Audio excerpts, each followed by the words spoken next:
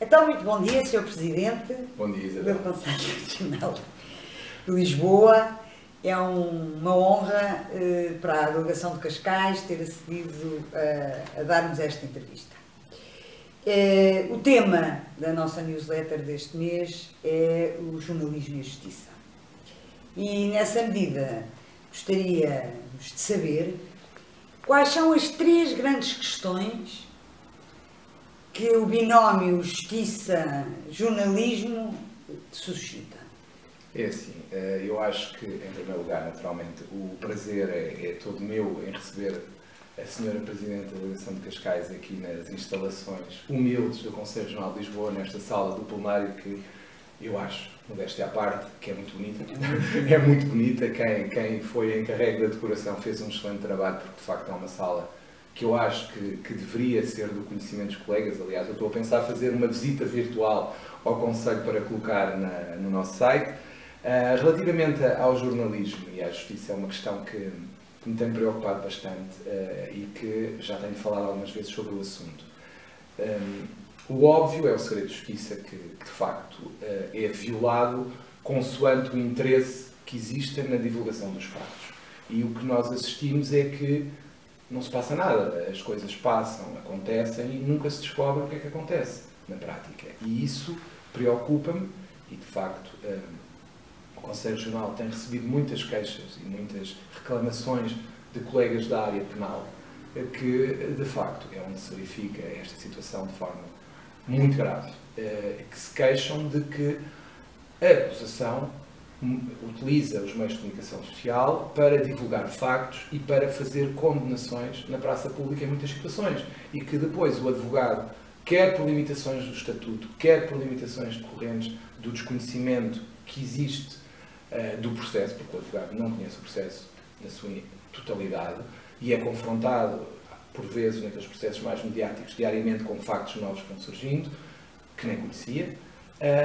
E por isso o advogado fica sempre numa posição muito fragilizada e, por natureza e por consequência, o cliente também. E o cliente acaba por ser muitas vezes condenado em praça pública e quando acontece, por exemplo, não se confirmarem os factos que são difundidos na comunicação social, e nós sabemos que é o que acontece, a não prova dos factos não tem a mesma divulgação dos factos que são divulgados inicialmente. E isso é terrível, porque é suficiente para destruir a carreira de uma pessoa. Exatamente.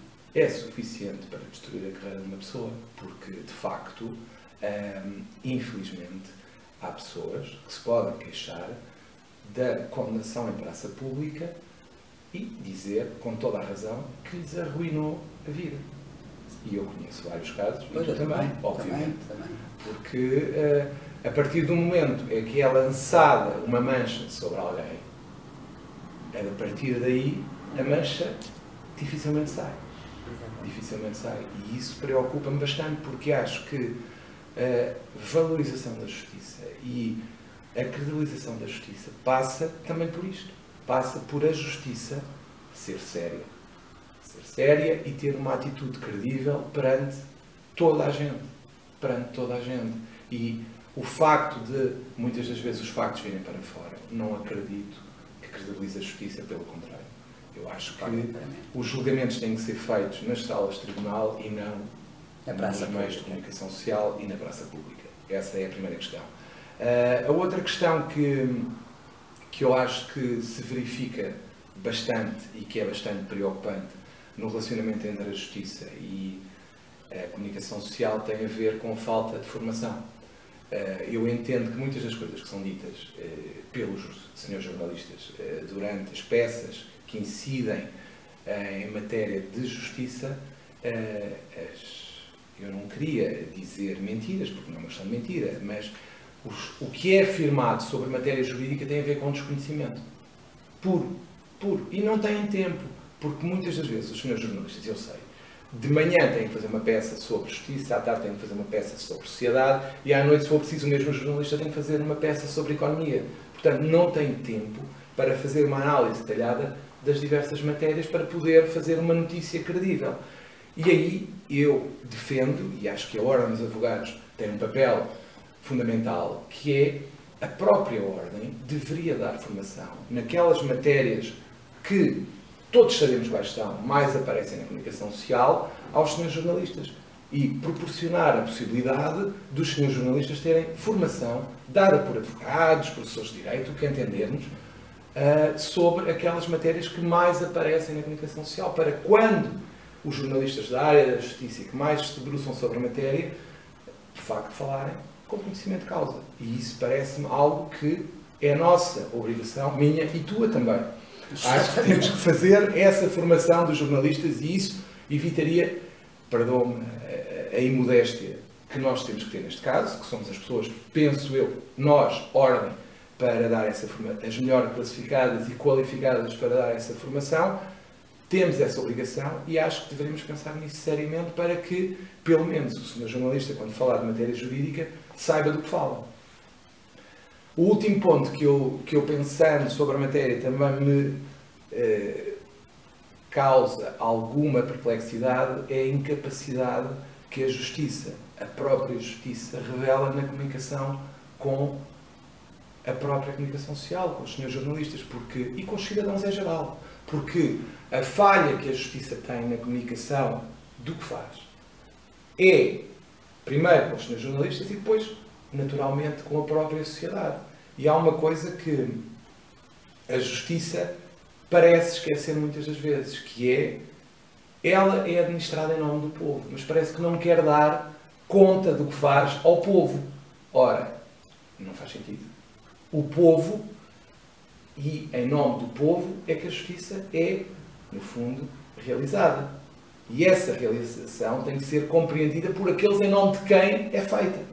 É normal, é o que faz sentido, é o que tem que ser feito. Na minha opinião, a justiça tem que se preocupar, e venho a defender isto há algum tempo, com a comunicação. É inevitável.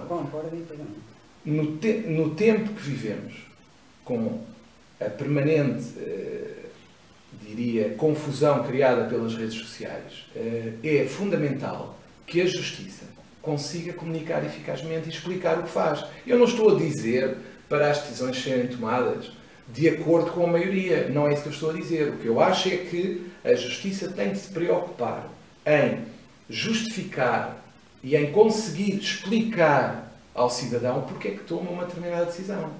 Porque muitas das vezes as críticas que são feitas à Justiça, é óbvio que há más decisões, há decisões que não têm qualquer justificação, todos sabemos disso, e quem anda nos tribunais, como nós andamos, eu seguramente, apesar de tu pareceres muito mais jovem do que eu, não ando há tanto tempo como tu, não tenho a tua experiência, mas eu estava no outro dia a ver, eu já vou fazer 24 anos de exercício de profissão na sexta-feira. Vem. É quase bodas de prata. Exatamente. Portanto, neste tempo todo de exercício, nós assistimos a más decisões. Mas também sabemos que há decisões que são criticadas, quer pelo cidadão, quer pela própria comunicação social, porque não as compreendem.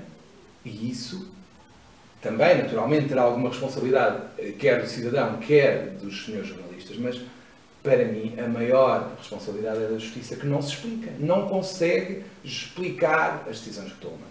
E isso, para mim, é algo que tem que ser ponderado e tem que ser... Tu vês assim um esquema tipo a americana ou como é que tu vias a comunicação? Não acho que seja necessário um tipo à americana, porque naturalmente nós temos que manter o recato, cultura. temos que manter a nossa cultura, nós não podemos começar a fazer conferências de imprensa por tudo e por nada, não é isso. Mas acho que há situações, quer pelo impacto que têm na sociedade, quer pela sua própria gravidade, têm que ser percebidas.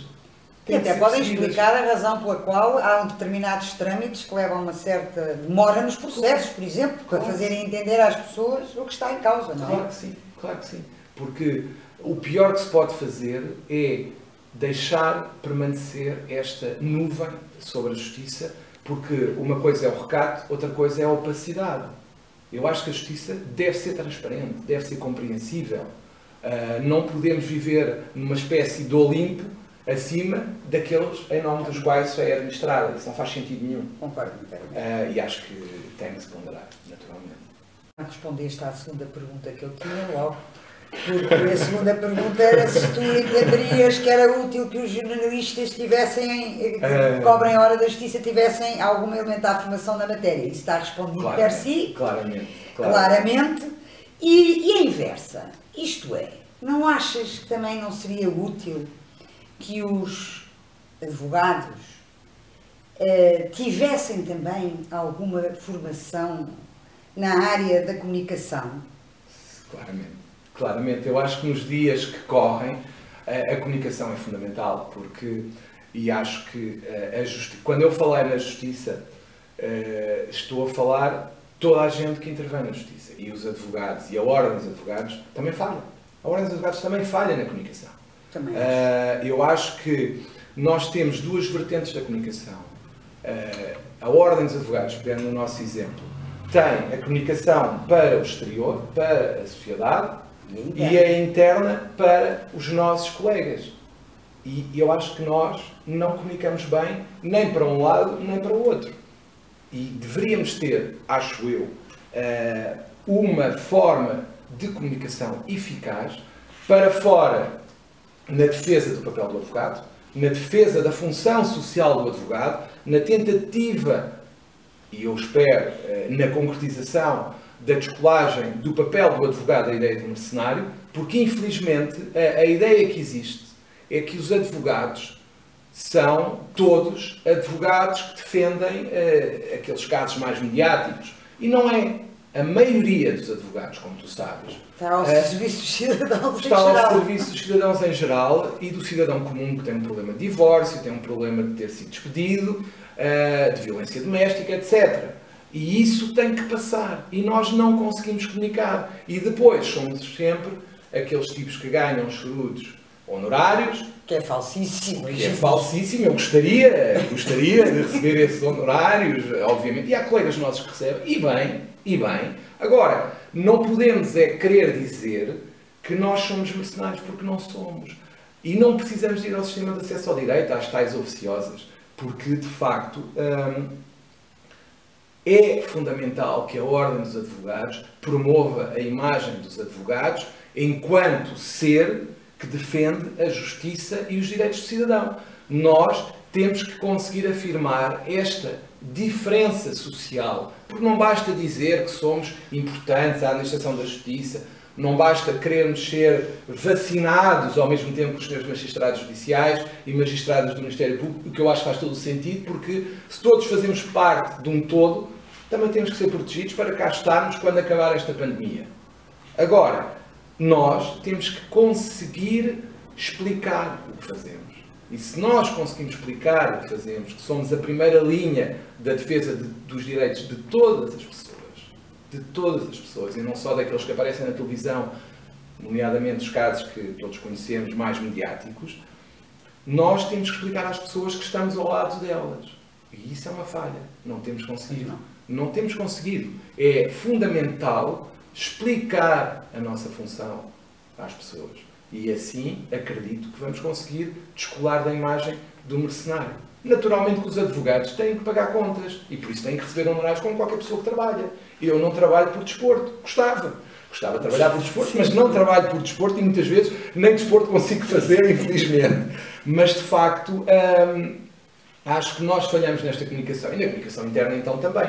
Acho que nós, Ordem dos Advogados, temos a obrigação de aprender a comunicar com os advogados e explicar aquilo que fazemos, porque muitas das vezes, e temos aqui a mesma questão que falávamos em relação à justiça em geral, que é, muitas das críticas que nos são feitas, a nós, Ordem, a ti, Presidente da Delegação, a mim, Presidente do Conselho Regional, prendem-se com o desconhecimento das nossas competências. Porque muitas das vezes... Acha que a gente pode mais do que pode. Podemos mais do que podemos do âmbito das competências que nos são atribuídas pelo Estatuto. Exatamente. E depois há pessoas que, infelizmente, aproveitando o palco que é dado pelas redes sociais, também contribuem para essa desinformação. Mas nós temos que conseguir explicar as nossas competências. E isso é fundamental para que a própria classe perceba a razão da nossa existência. Exatamente. Olha, e diz-me outra coisa, João. Tu não achas que, como afirmaste, que havia essa questão de formação necessária aos jornalistas e formação necessária aos advogados do ponto de vista da comunicação também, e quem melhor que ninguém, tu que tens tido um meritório trabalho, quer na área da formação, quer na área da comunicação, neste teu mandato, para o fazer, não achas que se calhar estabelecer-se uma parceria, fosse com os sindicatos jornalistas, fosse até com algumas dos órgãos de comunicação social, e existir uma espécie de parceria entre os jornalistas e os advogados, no sentido de fazermos formações recíprocas, fosse uma ideia que podia facilitar, no fundo, um reaproximar entre estas duas classes, que, quanto a mim, têm demonstrado no desenrolar do mundo e da vida, que quando se unem são fundamentais na defesa dos cidadãos. Veja-se, por exemplo, o caso Collor.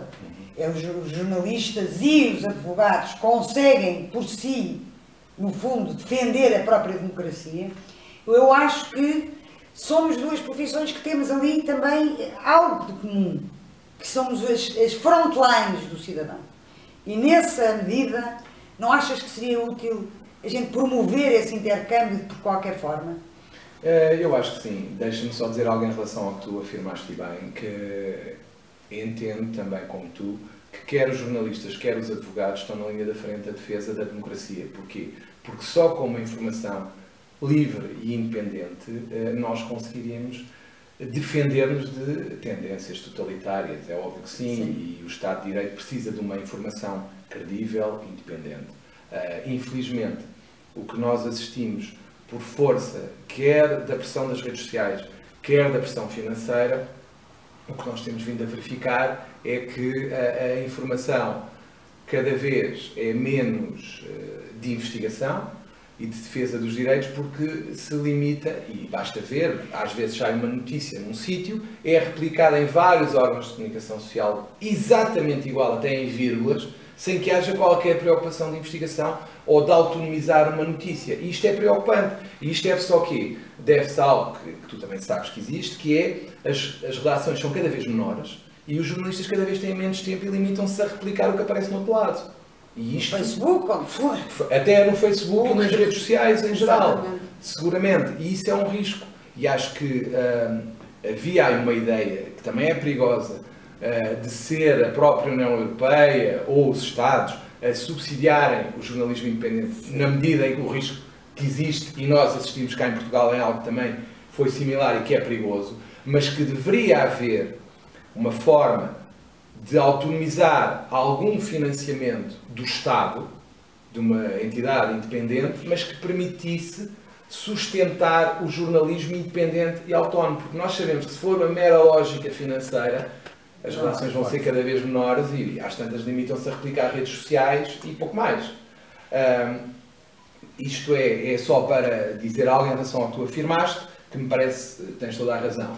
A outra situação que referiste tem a ver com algo que desde que eu assumi a formação do Conselho Regional, até o pelour da formação, sempre defendi, que tem a ver com a multidisciplinaridade.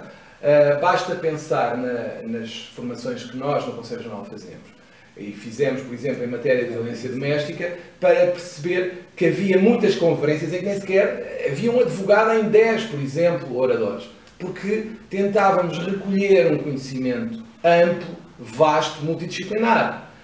E acho que, de facto, como disseste, deveria ser ponderado, deveríamos chamar mais jornalistas para as nossas formações, e eles também nos deveriam chamar a nós, para que possamos receber conhecimentos dos dois lados e dessa junção termos um jornalismo mais forte, mais credível, que sabe o que está a dizer, como referimos há pouco, daquela necessidade de formação dos jornalistas em matéria jurídica, e do nosso lado também aprendermos a comunicar.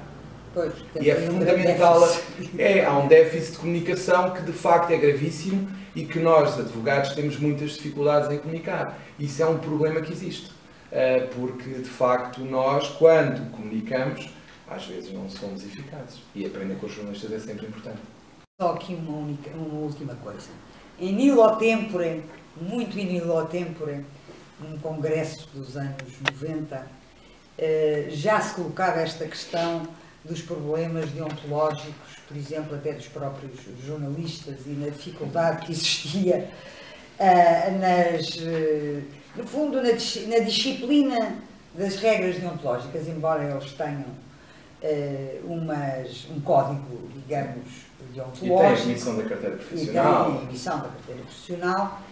Mas os advogados foram defendendo, em vários congressos, das tais de há muitas décadas, que seria muito útil a existência de uma ordem dos jornalistas, por exemplo, que poderia contribuir para que houvesse umas regras deontológicas mais claras, por um lado, e por outro, que uma forma mais eficaz de as disciplinar. E, portanto, eu gostava de saber, alguma vez tivestes, isto foram grandes discussões, eu estou a falar há 30 anos atrás, já discutíamos isso. E, portanto, já se adivinhava que isto se ia adensar esta problemática toda do jornalismo e da justiça. Claro. E há uma ideia que alguma vez pensaste nisso, ou que poderia fazer sentido? Nós, em Portugal... Eu acho que até defendia mais os jornalistas. Sim, eventualmente. Eu acho que em Portugal nós temos uma tendência, que também se verifica com a legislação, que é criar mais legislação. Ou seja, se há um problema, vamos criar mais legislação. E muitas das vezes, se calhar, nem é necessário.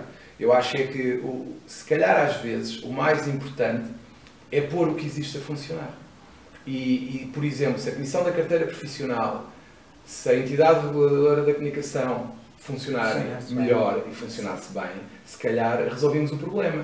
Eu acho que em Portugal, eu lembro-me sempre de ter ouvido que temos sempre as legislações mais avançadas, das entidades mais avançadas do mundo. O problema é depois a sua atuação e a sua implementação. E neste caso dos jornalistas é a mesma coisa. Eu acho que se existir uma atuação credível, quer da Comissão da Carteira Profissional, quer da ERC, se calhar resolvemos o problema. O que é que se passa e o que é que nós assistimos? É que a ERC tem um problema de comunicação e muitas das vezes tem decisões que ninguém percebe. Portanto, e aí é que está o drama, porque se a ERC funcionasse como deveria, se calhar nem estávamos a ter esta conversa. Muito obrigada, João. Foi um prazer estar aqui nesta casa e espero em breve dar visitar as novas instalações da Delegação. Será um prazer e o convite é aceito desde já. Muito obrigada. Muito obrigado, eu.